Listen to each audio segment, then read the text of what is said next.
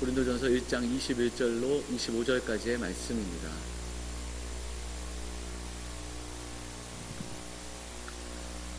찾으신 줄 알고 교독하도록 하겠습니다. 하나님의 지혜에 있어서는 이 세상이 자기 지혜로 하나님을 알지 못하므로 하나님께서 전도에 미련한 것으로 믿는 자들을 구원하시기를 기뻐하셨도다. 우리는 십자가에 못 박힌 그리스도를 전하니 유대인에게는 거리끼는 것이요 이방인에게는 미련한 것이로되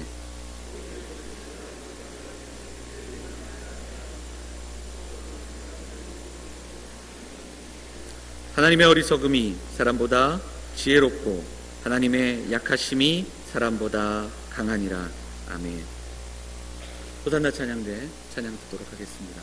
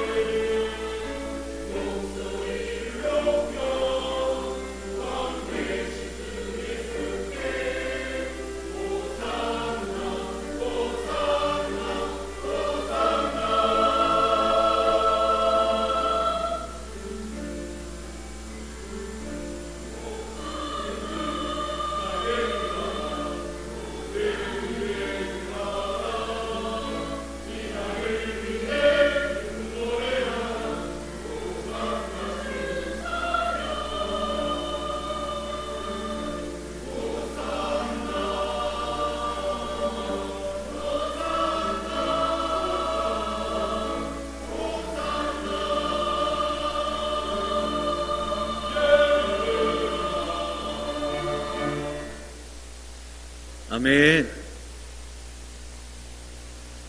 은혜로운 찬양 감사드립니다. 사랑하는 여러분, 한 주 동안 다시 한번 인사드리겠습니다. 한 주 동안 정말 수고하시고 애쓰셨습니다. 제가 인사하는 거예요, 여러분에게. 네, 따라하지 마시고 한 주 동안 애쓰시고 수고하셨습니다. 오늘 이 시간에 다시 한번 우리가 마음을 모아 하나님 말씀 앞으로 나아가기를 소원합니다. 그리고 우리가 수고하고 무거운 짐들을 내려놓고 이 시간 우리를 위로하시고 힘주시는 하나님 앞에 온전함으로 나아가는 그런 귀한 이 시간이 되기를 간절히 소망합니다. 이제 양옆에 계신 분들 인사하겠습니다. 잘 오셨습니다. 반갑습니다. 인사할까요?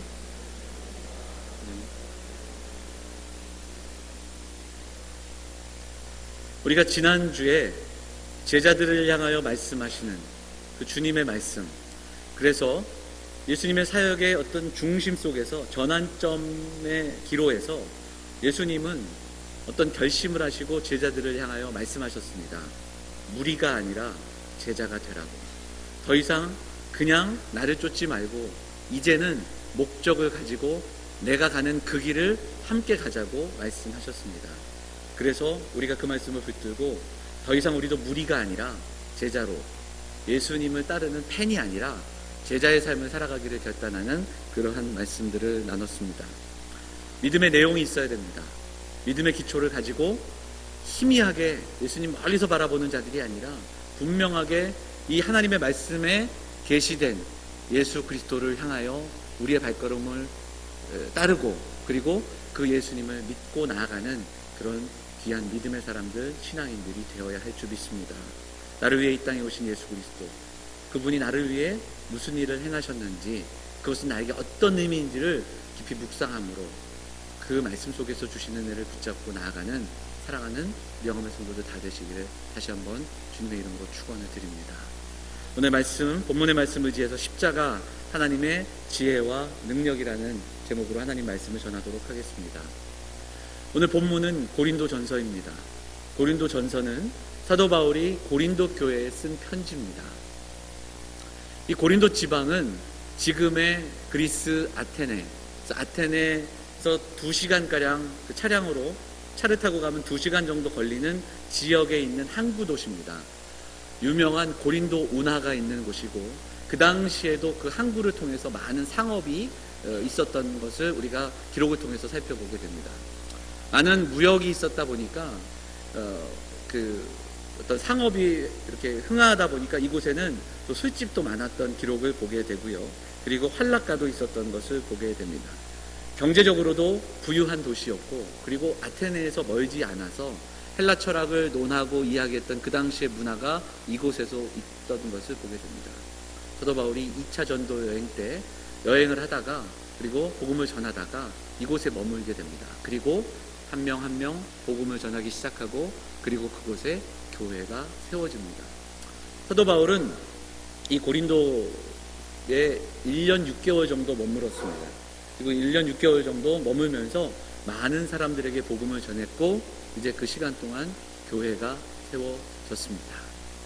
1년 6개월이 지난 이후에 사도 바울은 다른 곳으로 이제 전도 여행을 계속하게 되고, 이 교회에는 그동안 세웠던 많은 지도자들을 통해서 교회가 세워지고, 또 교회가 예배하게 되게끔 하고 사도 바울은 길을 떠났습니다. 전도 여행을 쭉 하는 기간 속에서 사도 바울은 안타까운 소식을 듣습니다. 어떤 소식이냐면 교회 안에 너무 많은 분란이 있다라는 소식을 듣게 됩니다.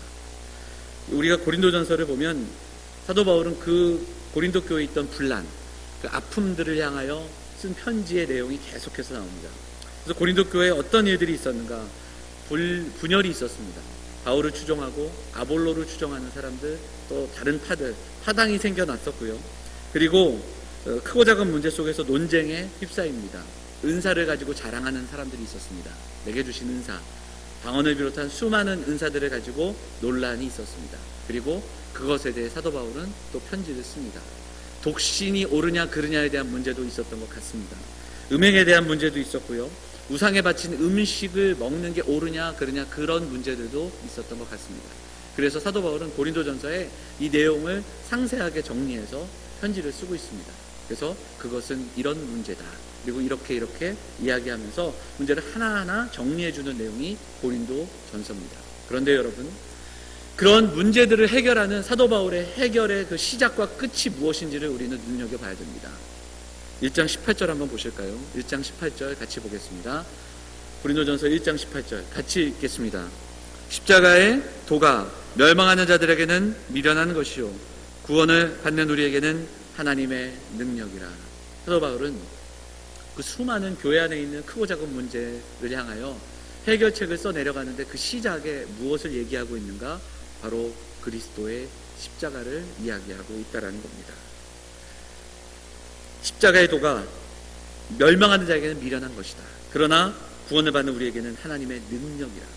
바로 우리에게 임하는 하나님의 능력은 십자가였다, 그렇게 선포하고 있습니다. 분열과 문제의 근원을 어디에 두고 있는가? 십자가에 두고 있습니다. 바로 우리에게 지금 십자가의 지혜가, 십자가의 능력이 빠져 있다. 우리는 십자가를 잊고 살고 있다. 이렇게 문제를 이야기하면서 선포하고 있습니다. 이 외에도 사도 바울의 많은 서신서를 보면 정말 많은 교회 문제들이 있었던 것 같습니다. 그리고 그 문제를 향하여 사도 바울은 계속해서 편지를 씁니다. 갈라디아서는요, 유대주의자들, 율법을 앞세웠던 자들을 향하여 쓴 편지입니다. 그래서 교회 안에 있던 그 율법주의에 대한 문제들을 해결하고 있습니다. 고린도 교회는 세상에 그 지혜를 쫓아 분쟁을 일으켰던 사람들, 논쟁하기 일삼았던 사람들을 향하여 쓴 편지입니다. 빌립보서에는 지도자들을 중심으로 분쟁이 일어났던 그 사실을 향하여 썼던 편지가 빌립보서입니다. 골로새서는 그리스도의 유일하심을 허무는 그러한 그 토속신앙과의 싸움을 향하여 선포됐던 말씀임을 보게 됩니다. 이럴 때마다 바울은 교회가 무엇인지, 하나님의 사람들은 누구인지를 설명합니다. 그리고 그 이야기를 우리에게 말씀해주고 있다는 거예요. 그런데 교회에 있는 수많은 문제들의 해결과 그 이야기의 중심에는 그리스도의 십자가가 있었습니다. 율법주의를 향하여 맞서서 논쟁하는 그들을 향하여 썼던 편지에도 십자가의 이야기가 담겨 있습니다. 십자가의 메시지를 통해서 거짓 주장에 반박했고, 십자가의 메시지를 전함으로 교회가 세속적으로 무유들어가는 것에도 반박했습니다.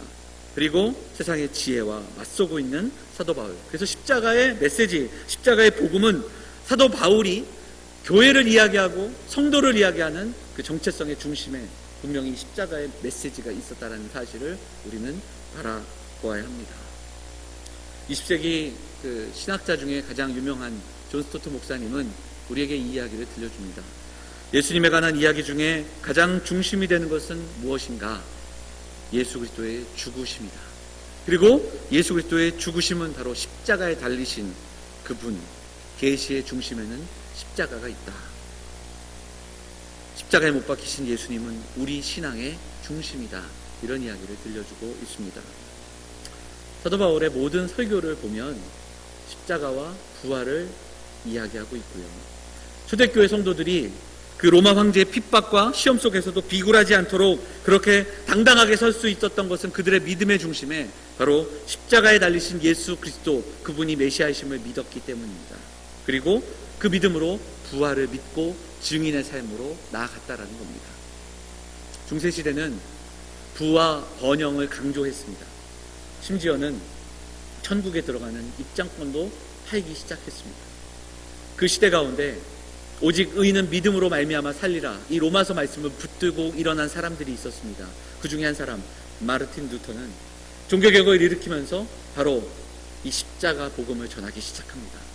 루터의 신학은 그래서 십자가 신학이다, 이렇게 이야기하고 있습니다. 그럼에도 불구하고 초대교회 당시에 오늘 고린도전서 본문의 말씀을 보면 이 십자가는 유대인들에게는 거리낀 것이었고 그리고 헬라인들에게는 미련한 것이었다, 이렇게 사도 바울은 이야기합니다. 그러면 이게 왜 이런 이야기를 들려주는가? 초대교회 당시에 이 십자가에 달려 죽은 사람들은 바로 가장 큰 범죄, 중죄인들이 달려 죽은 곳이 십자가였습니다. 로마 시대 가운데 이 십자가가 라틴어로는 크룩스라는 단어이고 이것이 이제 나중에 크로스로 바뀌게 됩니다. 그런데 이 십자가를 뜻하는 그런 그 단어는 그 가장 극악무도한 사람들, 그래서 고문대, 형틀 뭐 이런 뜻이 여기에 담겨져 있습니다. 그래서 불행한 나무라는 뜻을 가지고 있는 헬라어의 의미를 그대로 가지고 이 십자가는 가장 잔인한 십자가의 어떤 그 형벌 가운데 하나였다, 이렇게 이야기됩니다. 그래서 많은 죄인들 중에 죄인이 이 십자가에 달리는 것은 가장 치욕스럽고 부끄러운 것이었다, 이렇게 이야기합니다. 유대인들에게는 이 십자가는 저주의 상징이었습니다. 신명기 말씀에 보면 나무에 달린 자는 하나님께 저주를 받았다, 이렇게 이야기하고 있습니다. 그래서 유대인들은 어떻게든 예수님을 십자가에 못 박으려 했던 겁니다.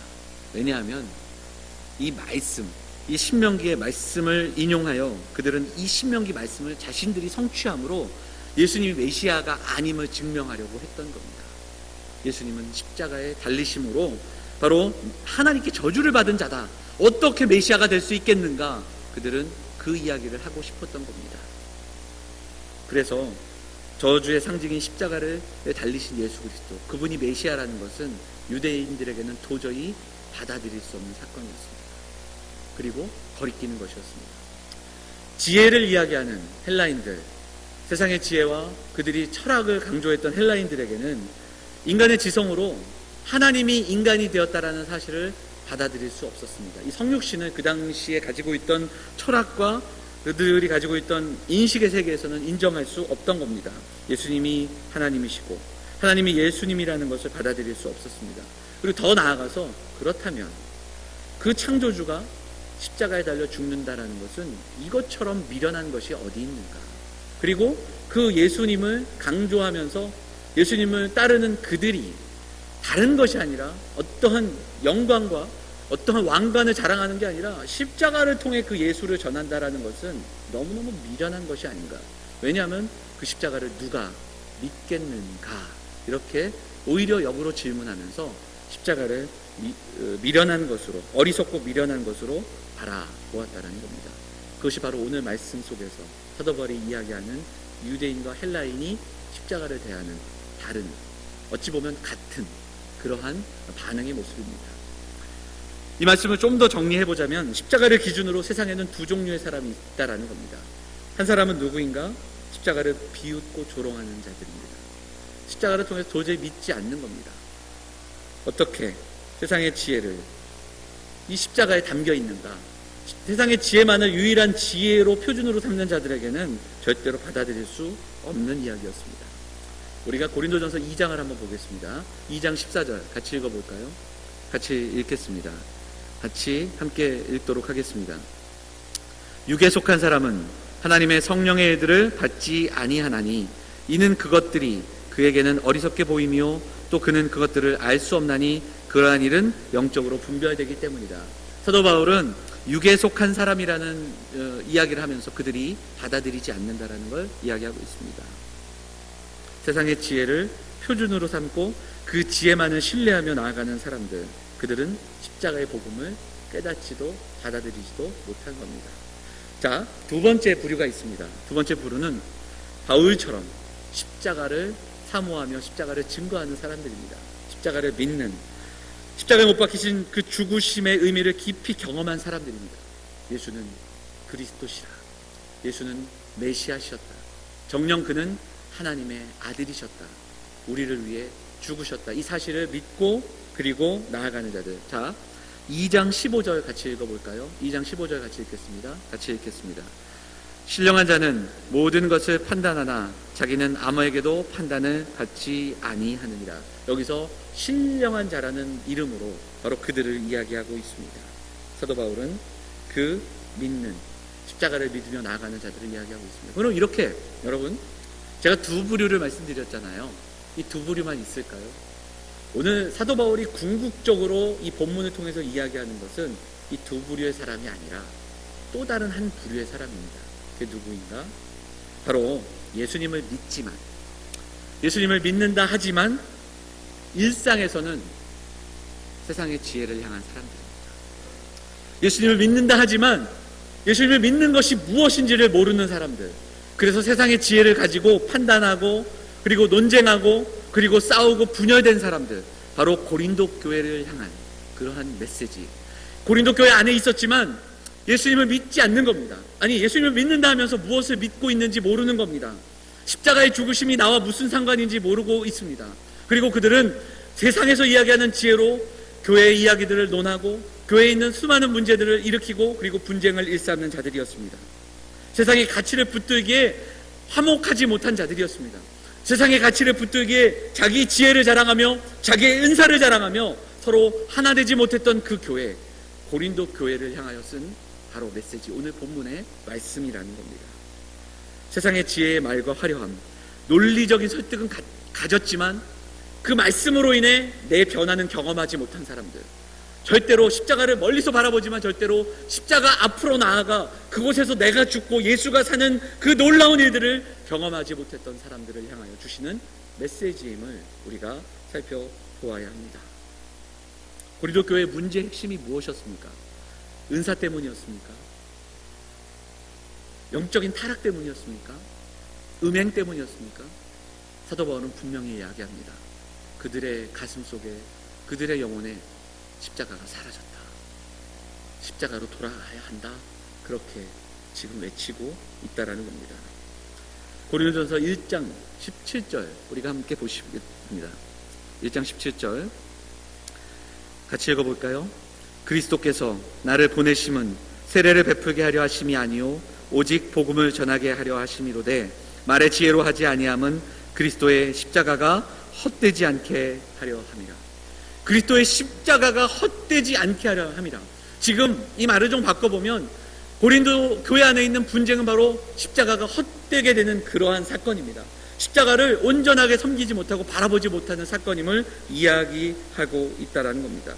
세상과 짝하고 육체를 자랑하던 자들, 자신의 은사를 자랑하던 사람들, 그 사람들을 향하여 외치는 바울의 마음, 우리의 마음 한 구석 가운데 외쳐지고 잊혀지고 그리고 밀쳐졌던 주님의 십자가, 그 십자가를 바라보자. 십자가가 우리를 위해 어떤 일을 이루었는가, 십자가를 통해 우리는 어떤 나음을 입었는가, 십자가를 통해 우리 공동체는 어떻게 하나 되게 되었는가, 이 이야기를 다시 한번 기억하자. 그렇게 사도 바울은 이야기하고 있다라는 겁니다. 어떠한 상황, 어떠한 궁극적인 문제가 있다 할지라도 교회가 그 문제를 가지고 나아갈 곳은 십자가다. 성도들의 가슴 속에 성도들이 가지고 있는 문제들을 가지고 나아가 기도하고 간구해야 할 그 장소, 그건 십자가 앞이다. 그렇게 말씀하고 있다는 겁니다. 그러면 여러분, 십자가가 우리에게 주신 메시지는 무엇입니까? 십자가를 통해 우리가 얻게 되는 그 진리는 무엇입니까? 그것은 한 가지입니다. 예수님은 저와 여러분을 위해 죽으셨다는 사실입니다. 오늘 이 사실을 붙들고 나아갈 수 있기를 원합니다. 그 예수 그리스도는 우리의 죄를 위해 죽으셨다는 사실입니다. 그 예수 그리스도는 우리의 죄를 인해 우리의 죽음을 대신해서 그 십자가를 지셨다는 사실입니다. 그 예수 그리스도는 우리의 죄로 인한 우리의 죽음에서 우리를 하나님께 인도해내시기 위해, 우리를 하나님과 화목되게 하시기 위해 그 십자가를 지셨다는 사실입니다. 우리는 십자가 앞에서 우리의 모습을 보게 됩니다. 무엇인가? 바로 우리의 죄가 얼마나 무섭고 무거운가를 보게 됩니다. 우리의 노력과 우리의 힘으로 감당할 수 없는 사실, 바로 우리의 죄입니다. 하나님은 이스라엘 백성들에게 율법을 주셨습니다. 그리고 성막을 허락하셨습니다. 그런데 이스라엘 백성들은 율법을 온전하게 지킬 수 없었습니다. 왜냐하면 우리는 죄인이기 때문에 그렇습니다. 그리고 그들에게는 피해 제사가 필요했고 성막으로 나아가 하나님께서 주시는 은혜로 말미암아 하나님께 나아갈 수 있었습니다. 그럼에도 불구하고 그들은 죄의 문제를 해결할 수 없었어요. 매해마다 속죄제를 드려야 했고, 또 죄된 모습들이 있을 때마다 제물을 가지고 나아가 제사장을 통해서 그들은 지성소에 나갈 수도 없었고, 그들은 주님 앞에 제사를 드려야 했습니다. 그런데 주님께서 이 땅에 오셔서 우리를 위해 그 죄의 문제를 해결하셨습니다. 우리의 노력과 우리의 열심과 우리의 노력으로 감당할 수 없는 그 죄의 문제, 하나님이 정말 이 땅에 오셔서 직접 그 문제를 해결하시는 그 사실, 십자가는 바로 이 심각한 불이 얼마나 우리가 죄인이며 얼마나 무거운 죄를 감당하고 있는가, 그것을 보여주는 현장이라는 사실입니다. 또한 십자가를 통해 우리는 그럼에도 불구하고 우리를 향한 그 크신 하나님의 사랑을 만날 수 있습니다. 우리는 죽을 수밖에 없는 자들이고, 우리는 그렇게 버려질 수밖에 없는 자들임에도 불구하고 하나님은 우리를 택하시고 그렇게 약속하셨던 그 약속을 이루시기 위해 이 땅에 독생자 예수 그리스도를 보내주셨습니다. 그리고 그 사랑과 은혜를 우리에게 보여주고 계십니다. 십자가는 그 주님, 우리 하나님 아버지의 사랑, 그 주님의 사랑이 우리에게 선포되고 보여지는 그러한 현장임을 우리는 살펴볼 수 있습니다. 사랑하는 여러분, 사도 바울은 고린도 교회에 그 이야기를 다시 한번 들려주고 있습니다. 다시 한번 십자가로 나아가자, 십자가의 은혜를 우리가 기억하자, 그렇게 이야기합니다. 오늘 이 시간에 우리 사랑하는 영암의 성도들이 다시 한번 그 십자가 앞으로 나아갈 수 있기를 간절히 소망합니다. 십자가를 가슴에 새기고 세상의 지혜와 세상의 능력이 아니라 우리가 온전히 그리스도 안에 죽고 내 안에 예수께서 사시는 그 은혜를 경험하는 이 귀한 시간이 될 수 있기를 간절히 소망합니다. 십자가를 바라보며 그저 감정적인 동의로, 아, 주님이 나를 위해 십자가를 지셨구나, 그 슬픈 마음으로 멀찍이서 십자가를 바라보며 눈물 흘리는 그런 우리가 되지 않기를 원합니다. 십자가 앞으로 한 걸음 한 걸음 더 나아가서 나의 연약함들을 내려놓고 예수가 내 안에서 주인 되시기를 소망하며 주께서 인도하시는 그 인도하심에 내 삶을 굴복하기를 소망하며 주의 십자가를 나도 지며 따라가겠습니다. 하나님, 오늘 이 시간에 내 자아를 죽여주시고 주님만 내 안에서 사시는 은혜를 경험하게 하여 주십시오. 이렇게 기도하며 나아가는 사랑하는 성도들이 되기를 소망합니다. 우리가 지난주에도 나누었지만 무리가 있고 제자가 있지 않습니까? 십자가를 멀찍이서 바라볼 수 있습니다. 십자가를 보면서 슬퍼할 수 있습니다. 십자가를 보면서 감사할 수 있습니다. 그러나 우리는 이번 고난주간을 통해, 그리고 오늘 말씀을 통해, 오늘 이어지는 성찬을 통해서 십자가 앞으로 나아가 나도 이 십자가의 삶을 살겠습니다라는 결단까지 나아가는 사랑하는 영험의 성도들 되시기를 주님의 이름으로 축원을 드립니다. 그 찰스 브랜든이라는 고개사가 있었답니다. 외줄 타기에 유명한 사람, 줄 하나를 딱 이렇게 놓고 그 줄을 이렇게 타는 거예요. 세계적으로 유명한 외줄 타기의 선수였습니다. 그가 무모한 도전을 시작하는데 나이아가라 폭포를 아래에 두고 그곳을 건너가는 그러한 어떤 공연을 했었다고 합니다. 고개지요. 아무런 안전장치 없이. 그런데 그가 이쪽에서 이쪽으로 건넜어요. 외줄을 타면서 그 폭포 위를 건넙니다. 수많은 사람들이 환호하고 박수치고 그리고 그를 격려했습니다. 그가 마지막에 이 외줄을 딱 건넜을 때 모든 사람들이 일어나서 박수를 치기 시작합니다. 이제 이분이, 이 찰스 브랜든이라는 사람이 다시 한번 마이크를 잡고 이야기합니다. 여러분, 감사합니다. 저는 다시 한번 이 도전, 이 무모한 도전을 다시 한번 하려고 합니다.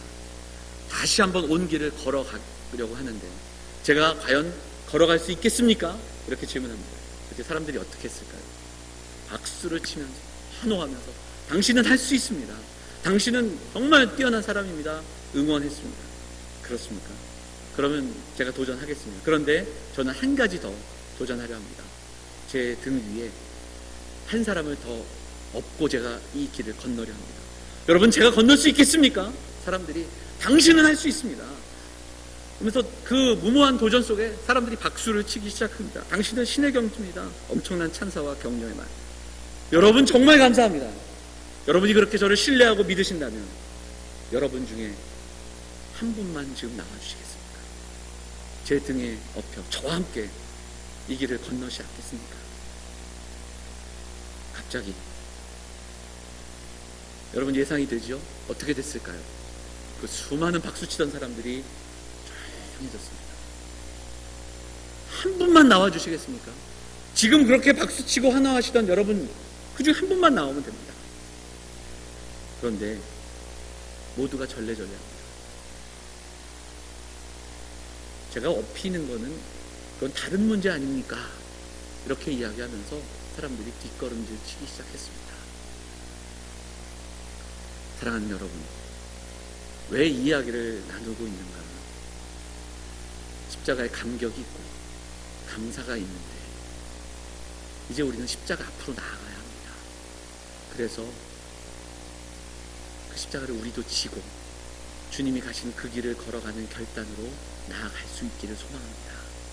그저 무리에 머물러서 환호하고 박수치고 감동하고 그렇게 소리치던 그 자리에 있는 자들이 아니라 앞으로 나아가 등 위에 업혀 함께 가겠다고, 이제 주님 가신 그 십자가의 길을 걸어가겠다고 결단하며 우리도 나아가는 그런 제자의 자리, 성도의 모습, 바로 오늘 이 시간 우리가 함께 결단하며 나아가는 귀한 시간이 되기를 원합니다. 우리의 믿음의 내용이 있어야 됩니다. 믿음이 희미하게 멀리서 보면서 믿는 셈 치고 예수님이 누구신지, 그분은 나를 위해 무슨 일을 하셨는지, 그리고 나는 그분을 믿으며 나아가는 우리의 삶은 무엇인지를 바라보지 못하며 그 사실을 감당하지 못하며 그저 믿는 셈 치고 신앙생활에서는 안 된다라는 사실입니다. 입으로 주여 주여 했던 자들을 향하여 주님께서 말씀하셨습니다. 나는 너희를 도무지 기억하지 못한다. 왜냐하면 그들이 무리에 머물렀기 때문입니다. 주는 그리스도시요 살아계신 하나님의 아들입니다. 이렇게 고백했던 베드로가 바로 그 말씀에 이어 그래 네가 잘하였다 칭찬받다가 예수님이 곧 뒤이어서 나는 십자가를 질 거다. 고난의 길을 갈 거다. 이제 너희들이 나를 따라와 주지 않겠니? 그 말씀을 하셨을 때 베드로는 예수님을 책망했습니다. 예수님을 향하여 소리쳤습니다. 왜 그 길을 가셔야 합니까? 안 됩니다 하면서 예수님을 책망하던 베드로, 그 베드로의 모습이 바로 이 시대를 살아가는 우리들의 모습이 아닌가, 조국 교회의 모습이 아닌가, 우리가 이 시간 돌아볼 수 있기를 소망합니다. 주님은 제자들에게 말씀하셨습니다. 자기를 부인하고 자기 십자가를 지고 나를 따를 것이다. 우리가 이 시대 가운데 부름받아 신앙생활 한다는 것은 바로 그런 겁니다. 우리가 바라보고 우리가 믿는 십자가는 교회 꼭대기에 걸려있는 그 빨간 십자가가 아닙니다. 비행기를 타고 가다 보면 수많은 십자가, 그 빨간 십자가가 수많은 곳에 있지만 그 십자가가 아니라는 겁니다. 주님의 십자가는 우리의 가슴 속에, 우리의 영혼에 새겨져야 할 줄 믿습니다. 우리의 가슴에 새겨진 그 십자가를 향하여 붙들고 나아가 제자된 삶으로 나아가 세상이 이야기하는 부귀와 번영과 복과 이 모든 것들이 아니라, 세상이 말하는 그 지혜가 아니라 하나님의 능력, 세상이 말하는 그 지혜가 아니라 미련한 자로 살아갈 수 있는 그 감동, 하나님의 십자가를 붙들고 살아가겠다는 그러한 고백으로 나아가는 우리 사랑하는 성도들 되시기를 주님의 이름으로 축원을 드립니다. 자신의 영혼을 붙들고 씨름하는 것이 신앙입니다. 그렇다면 우리의 영혼 속에 무엇을 심어야 하겠습니까? 우리의 영혼에는 주님의 십자가가 먼저 세워져야 합니다. 그리고 날마다 우리가 살아가는 이 믿음의 싸움, 우리의 싸움을 믿음의 싸움으로 바꿔낼 수 있는 우리 성도들이 대하고, 이 믿음의 싸움은 바로 십자가를 통하여 나아가는 그 발걸음들을 통하여 승리하게 될 줄 믿습니다. 요즘 날마다 새벽마다 레위기 말씀을 묵상합니다. 레위기에는 5가지의 제사가 소개되지 않습니까? 그 중에 화목제라는 제사가 있습니다. 번제는 모든 것을 태우지만 화목제는 그렇지 않습니다. 기름을 태우고 그리고 일부를 제사장이, 그리고 나머지는 제사를 드렸던 사람이 갔습니다. 근데 왜 갔습니까? 그것은 제사로 인해 이제 하나님과 함께 할 수 있다라는 표시입니다. 그리고 그들은 그것을 다 먹습니까? 다 먹지 못합니다. 왜냐하면 하루 만에 다 먹어야 했기 때문입니다. 다 없애야 됐기 때문입니다. 이것은 무슨 뜻입니까? 이 음식을 어떻게 하라고요? 나눠 먹으라는 거예요. 혼자 먹지 못하니까 나눠 먹어서 함께 나누라는 겁니다. 화목제는 바로 십자가로 말미암아 하나님과 화목되게 된 우리, 그리고 십자가로 말미암아 막힌 담을 허물어 우리의 이웃들과 사랑하는 자들과 함께 하나됨을 경험하게 하는 그런 제사였습니다. 그런데 구약의 제사는 불완전했습니다. 그리고 이 제사를 완전케 하신 분이 누구십니까? 예수 그리스도십니다. 십자가는 바로 이 화목제를 보여주고 있습니다. 단절된 우리가 하나님과 함께 할 수 있습니다. 단절된 우리가 유대인과 이방인들도 이후에는 하나 되며 하나님을 예배하며 나아가는 그 자리로 초대하셨다라는 겁니다. 바로 우리가 그 화목제로 말미암아 은혜를 누리는 사람들, 저와 여러분들이라는 사실입니다. 십자가를 영혼에 새긴 사람들은 쉽게 주저앉지 않습니다. 십자가를 영혼에 새긴 사람들은 아픔과 힘듦과 낙심 때문에 주저앉지 않습니다. 또한 십자가를 영혼에 새긴 사람들은 미워할 수 없습니다. 용서합니다. 그리고 공동체를 하나로 만들기 위해 애쓰고 수고합니다. 왜냐하면 우리는 화목 제물을 드린 사람들이기 때문에 그렇습니다. 우리를 위해 화목 제물 되어주신 예수 그리스도, 그분을 믿는 사람들이기 때문에 그렇습니다.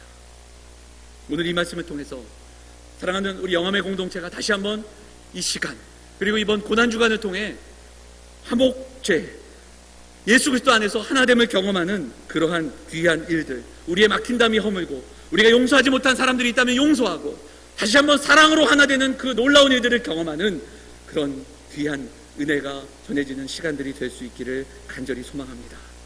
그것이 바로 십자가를 통해 우리에게 주어지는 능력입니다. 도저히 받아들일 수 없는 사람들을 받아들이고 도저히 용서할 수 없는 사람까지도 용서할 수 있는 그 능력은 십자가에 담겨 있습니다. 하나님의 나라는 말에 있지 않고 능력에 있다고 했습니다. 세상의 지혜와 세상의 논리로 설명할 수 없는 그 비밀이 이 십자가에 담겨 있다는 겁니다. 세상의 지혜로는 바뀔 수 없는 사람들, 세상의 지혜로는 도저히 바뀔 수 없는 우리의 인격과 우리의 마음과 성품까지도 십자가 앞에서 변화될 수 있는 줄 믿습니다. 그것이 십자가의 능력이고 십자가의 지혜입니다. 그리고 이 시대를 살아가는 십자가의 지혜는 바로 저와 여러분들이 돼야 합니다. 이 시대를 살아가는 십자가의 능력은 바로 저와 여러분이 돼야 합니다. 우리의 삶을 통해 그 지혜를 보여주고 그 능력을 전할 수 있는 우리 사랑하는 영광의 성도들 다 되시기를 주님의 이름으로 축원드립니다. 복음에는 하나님의 지혜와 능력이 담겨 있다고 했습니다. 하나님의 어리석음이 사람의 지혜보다 뛰어납니다. 사람의 약함이, 하나님의 약하심이 우리가 이야기하는 강함보다 더 강하다라는 사실을 기억하면서 오늘 2016년 고난주간을 앞두고 사랑하는 성도들 모두가 함께 주님의 십자가 앞으로 한 걸음 한 걸음 더 나아가는 이 시간 되기를 간절히 소망합니다. 이 시간 우리가 성찬을 나누며 떡을 떼며 잔을 나눌 때예요. 나를 위하여 이 땅에 오신 주님을 깊이 묵상하는 시간이 되기를 원합니다. 그리고 더 나아가 하나님, 우리 안에 막힌 담을 허물어 주십시오. 십자가로 말미암아 공동체된 우리가 아직도 우리 안에 용서하지 못하고 사랑하지 못하는 사람들이 있다면 하나님 용서하여 주십시오. 용서하게 도와주십시오. 우리가 십자가의 공동체가 되게 해 주십시오. 좀 결단하며 우리의 마음을 내려놓고 하나님 앞에 기도하며 성찬에 참여하는 우리 사랑하는 영혼의 성도들 되시기를 간절히 소망합니다. 그 이들을 위해 또한 이 한 주 새벽마다 기도할 것이고 우리가 함께 나아가 부르짖는 한 주가 되기를 원합니다. 우리의 삶의 중심에 우리의 영혼의 십자가가 세워지기를 소망합니다. 그리고 오늘 우리의 믿음의 구체적인 그 자리에 다시 한번 이 십자가를 향하여 나가는 발걸음과 결단이 있는 그 사랑하는 영혼의 성도들 다 되시고 그 시간 속에서 주시는 하나님의 은혜를 경험하는 또한 성찬 예식이 될 수 있기를 간절히 소망합니다. 잠시 우리 말씀 생각하면서 기도하겠습니다. 하나님, 우리가 성찬에 참여합니다. 그 전에 우리를 향하여 이 땅에 오신 주님을 묵상하며 그것이 어떤 의미이며 우리는 그 안에서 이루어진 화목제를 어떻게 이 땅 가운데 이루어가야 하겠는가. 하나님, 십자가의 공동체가 되게 해주십시오. 잠시 기도하면서 우리가 성찬의 은혜 앞으로 나아가도록 하겠습니다. 우리 같이 기도하겠습니다.